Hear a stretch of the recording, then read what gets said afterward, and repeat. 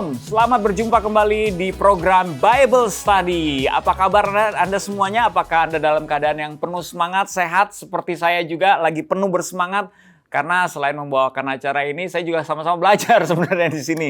Ada Yosimo Kalu di sini akan menemani. Tentu saja bersama narasumber kita ada Ibu Castelia. Dan juga ada teman-teman mahasiswa, ada Bari, Stefan, dan Timotius. Semuanya dari STT Amanat Agung. Nah, kita mau belajar apa? Kita mau melanjutkan ada satu pertanyaan yang belum dijawab oleh Ibu Castelia. Pertanyaannya seperti apa? Coba kita lihat dulu flashback-nya. Oke, sekarang aku mau nanya nih Bu. Kira-kira bagaimana dengan konteks seseorang yang lahir dalam keluarga yang sudah berkecukupan dan tidak pernah diberikan pemahaman tentang pentingnya bekerja. Sehingga ketika ia dewasa dan merasa bahwa bekerja itu bukan hal yang penting dan tidak harus dilakukan. Mohon penjelasannya Bu, akan pertanyaan aku ini Bu. Ya itu tadi cuplikannya, berarti Barry yang mengajukan pertanyaan terakhir, yaitu kenapa, bagaimana atau kita bisa menjelaskan sama orang-orang yang punya latar belakang seperti ini ya. Karena buat mereka pasti belum paham tuh bekerja itu penting atau tidak. Gimana tuh Bu? Iya, pertanyaan Barry itu bagus ya. Dan memang mungkin di dunia ini banyak yang seperti itu gitu. Karena dia pikir dia berkecukupan, jadi dia nggak punya konsep kerja, dia hanya mengambil manfaat dari apa yang cukup yang sudah disediakan oleh orang tua atau dari generasi-generasi sebelumnya gitu. Nah jadi sebenarnya konsep ini ya kalau kita kembali kepada pelajaran kita dari 2 Tesalonika 3 tadi itu. Sebenarnya gini, kenapa ya kita harus melihat bahwa bekerja itu penting? Jadi Paulus ini kan terus mendorong jemaat Tesalonika untuk menjadi orang yang rajin bekerja gitu. Jadi maka dia memberikan prinsip bekerja yang benar. Nah, yang pertama gini, yang jelas yang harus dipahami oleh orang yang bekerja adalah jangan menyerah pada rasa malas gitu. Karena kecenderungan kita ini sangat besar untuk menjadi malas gitu ya, malas. Anak-anak sekarang tuh mengatakannya dengan istilah mager gitu, malas gerak.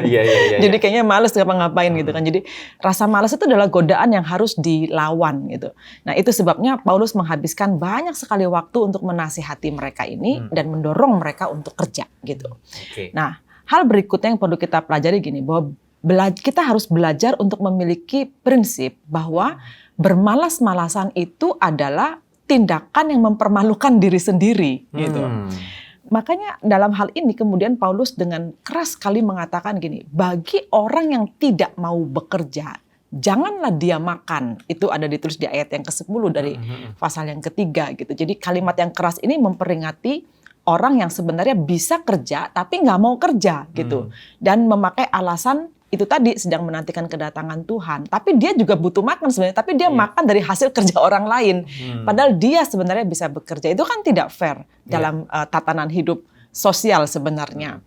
Nah jadi orang-orang seperti inilah yang menurut Paulus pantas mendapatkan hukuman bahkan gitu. Nah, sebab mereka sama dengan orang yang tidak bermoral. Jadi misalnya gini kan, orang itu kadang-kadang mau kerja kalau sesuai dengan apa yang ada di dalam pikirannya gitu. Jadi aku mesti kerja ini. Jadi kalau kerja yang bagian yang lain dia merasa itu pekerjaan rendah dan dia tidak mau melakukan gitu. Nah itu pilih-pilih bekerja itu menurut saya juga bagian dari kemalasan gitu. Nah jadi dalam hal inilah Paulus bisa mengidentikan bahwa orang yang dengan mentalitas seperti ini sama dengan halnya orang yang tidak bermoral. Ini keras sekali perkataan ini. Jadi problem orang semacam ini adalah menolak untuk mengambil tanggung jawab kan sebenarnya. Orang yang tidak mau bekerja itu kan dia tidak mau bertanggung jawab, tidak mau mengambil resiko gitu. Dia tidak mau melakukan sesuatu yang benar-benar berasal dari dirinya sendiri gitu. Dan dia hanya maunya bergantung pada orang lain yang menghasilkan sesuatu buat dia. Itu benar-benar mentalitas yang sangat buruk. Jadi tepat sekali kalau misalnya diasosiasikan dengan seperti orang yang tidak bermoral gitu. Nah, kenapa ya bekerja itu penting? Meskipun ketika menjalaninya kita bisa menemukan berbagai pengalaman yang menyakitkan sebenarnya di dalam kita bekerja ya.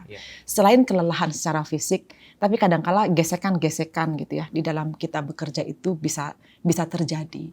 Dan somehow kita bisa merasa itu, waduh kayaknya aku berat sekali gitu menjalani pekerjaan ini. Nah, tapi sebenarnya ya di dalam konsep ini sebenarnya ada juga sih kalau baca dari ayat 11 sampai ayat 15 pergumulan itu ada di tengah jemaat Tesalonika sebenarnya. Mereka menghindari bekerja karena mereka khawatir dengan pengalaman yang menyakitkan itu gitu. Jadi lebih baik mereka diam-diam aja menantikan kedatangan Tuhan, nggak usah kerja gitu.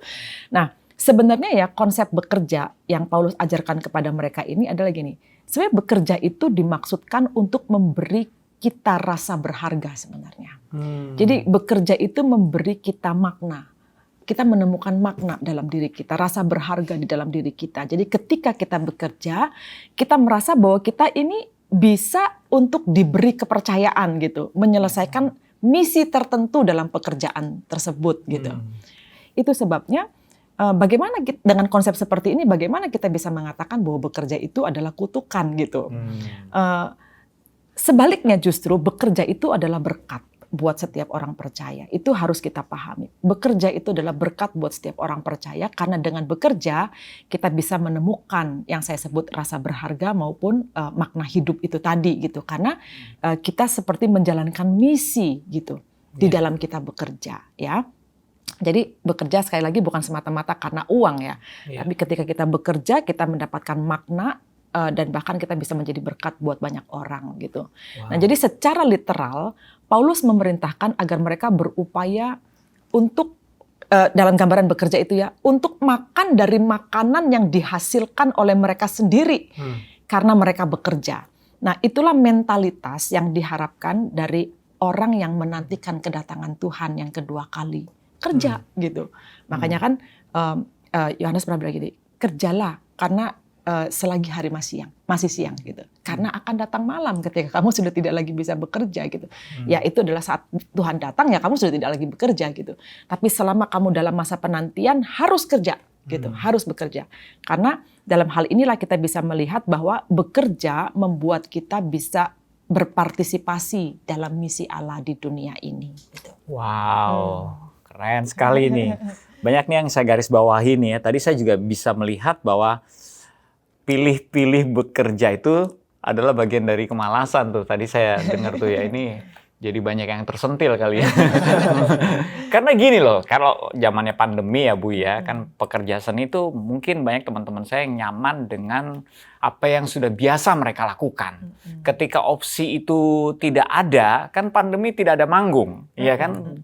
Jadi apakah boleh bermalas-malasan? Kalau dilihat dari sini kan sebenarnya bukan berarti tidak ada pilihan. Kadang-kadang karena kita tidak mau melakukan apa yang tidak biasa kita lakukan saja, benar nggak? Jadi kalau kita mau melihat bekerja adalah sebagai suatu berkat, diberi kepercayaan tadi, bahkan dalam keadaan di mana sepertinya tidak ada pilihan untuk bekerja, itu kan jangan-jangan kita mesti pertanyakan lagi, jangan-jangan itu kemalasan sebenarnya ya. Iya kan, benar kan kalau dari penjelasan ini ya. Betul. Dalam nggak tuh? Dalam ya. Jadi sebenarnya tidak ada pilihan tuh ya untuk tidak bekerja. Pasti ada sesuatu yang bisa kita kerjakan walaupun musimnya sulit gitu ya. Oke, silakan teman-teman mahasiswa ada yang ingin bertanya.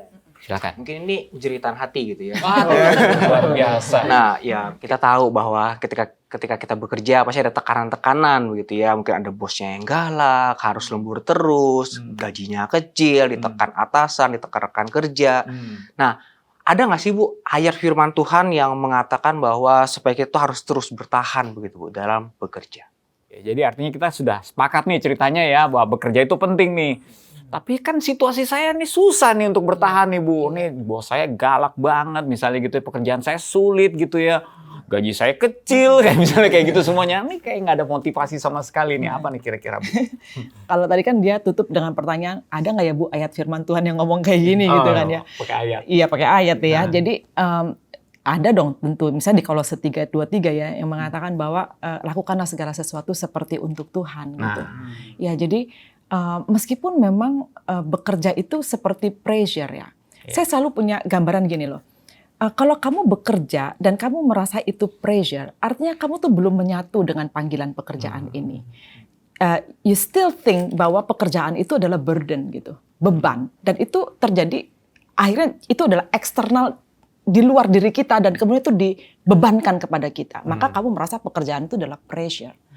Tapi dalam perspektif Alkitabiah ya, melihat pekerjaan itu harusnya bukan sebagai burden atau pressure, tetapi melihat itu sebagai exercise. Itu tuh mindset yang berbeda gitu ketika kita melakukannya. Kalau kamu melihat pekerjaan itu sebagai burden, maka yang akan keluar apa? Keluhan, kesel, marah, apalagi kalau misalnya ada atasan yang galak, misalnya kayak gitu, udah kerjanya setengah mati, gajinya kecil, misalnya. Jadi akhirnya kamu hanya menumpuk rasa pahit dan marah dalam bekerja gitu, karena kamu melihat pekerjaan itu external burden gitu. Tetapi kalau kamu melihat bekerja itu sebagai sebuah panggilan ya, dan itu menyatu dalam dirimu sendiri, dan itu menjadi sebuah exercise gitu, exercise. Nah, ketika exercise itu kan latihan ya yang kita lakukan kan. Jadi kita akhirnya exercise yang kita lakukan dalam pekerjaan yang sulit itu menjadi sebuah pengalaman gitu yang membentuk kita. Nah, ketika kita ada di dalam posisi seperti itu, tentu kita akan terus ingin melakukan yang terbaik kan. Karena itu adalah sebuah exercise gitu. Jadi exercise itu ya berat gitu. Tetapi dia bukan pressure karena kita tahu exercise itu sifatnya membentuk. Jadi kalau misalnya kamu bekerja dengan mindset exercise, pengalaman seberat apapun tuh bisa kamu lalui gitu loh. Wow. Ya. Sampai betul-betul kamu bisa merasakan bahwa this is good gitu, ini baik gitu. Seperti yang Tuhan ketika dia menutup semua pekerjaannya, dia mengatakan sungguh amat baik. Kan kita harusnya juga mengatakan demikian ya, ketika kita bekerja. Makanya kalau kalian membaca di dalam 2 Tesalonika 3 ayat 13, itu Paulus sangat menekankan sekali bahwa bekerja itu diasosiasikan sebagai bagian dari doing good, berbuat apa yang baik gitu. Ya, jadi jemaat itu didorong untuk tidak pernah lelah berbuat apa yang baik gitu. Wow. Ya, itulah yang harus kita jalani. Banyak banget nih belajar nih. Kalau kita menganalogikan bekerja itu seperti exercise, kan katanya exercise atau apa yang kita alami itu disesuaikan dengan kemampuan kita ya. Berarti kalau kita dikasih exercise yang berat, berarti kita juga diukur oleh Tuhan, kita punya kemampuan yang berat kan? Betul. Wah, keren dong.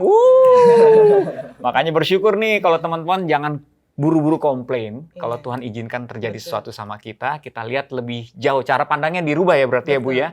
Melihatnya jangan sebagai beban, tetapi sebagai sebuah berkat. Bahwa kita diberikan sesuatu untuk doing good. Ya, wow. Semuanya diberkati. Kita belajar banyak ya dari 2 Tesalonika ini, dan saya berharap juga ini menjadi benih yang bertumbuh dan berbuah bagi yang menonton acara ini, program ini. Tidak ada yang sia-sia dan tidak ada yang kebetulan kalau pesan ini didengarkan atau disaksikan oleh pemirsa di rumah. Oke. Terima kasih Bu, terima kasih teman-teman semuanya yang sudah menghadirkan dengan pertanyaan-pertanyaan tajam, keren, bahkan ada jeritan hati tadi Bu ya. Itu ya berarti berani curhat di sini. Gimana tuh kerjanya? Coba langsung tanya ya. Tapi jangan pernah meninggalkan program Bible Study karena kita percaya banyak sekali hal-hal menarik yang bisa kita pelajari dari Alkitab, bahkan lebih dalam daripada apa yang sudah pernah kita baca sebelumnya. Oh, ternyata lebih jauh ya berbicara Tuhan sama kita ya. Oke, terima kasih sekali Ibu dan terima kasih juga untuk perhatiannya. Semoga semuanya tetap sehat selalu dalam kondisi yang penuh semangat belajar terus tentang Tuhan, dan kita ketemu lagi di program Bible Study yang berikutnya. Tuhan memberkati. Bye.